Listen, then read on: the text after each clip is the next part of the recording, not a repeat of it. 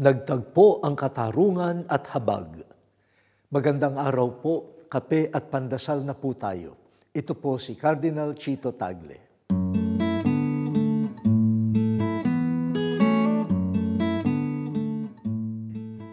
Nakakamangha ang kakayanan ng isip ng taong himayin ang mga kaisipan at konsepto. Lumiliwanag ang isang ideya kapag naihahambing at naibubukod sa iba. Subalit kapag hindi nag-ingat, minsan pinaghihiwalay at pinaglalaban pa nga ang mga bagay na bagamat magkaiba ay magkaugnay. Ganyan ang malimit mangyari sa katarungan at habag. Sabi ng iba, kung gusto mong maging makatarungan, bawasan mo ang habag. At kung gusto mong maging mahabagin, magtimpi ka sa katarungan.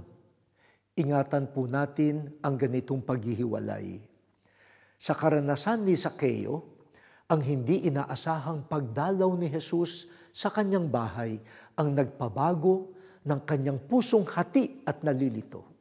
Naranasan ni Zaccheo mula sa makatarungang Jesus ang habag. Nabuo muli ang kanyang puso. Kung meron siyang nadaya, ibabalik niya ng higit pa bilang kilos ng katarungan. At kalahati ng ari-arian niya ilalaan sa dukha. Nagtagpo ang katarungan at habag sa pusong itinama at minahal. O Diyos, sa iyong awa at habag, gawin mo kaming makatarungan. Amen.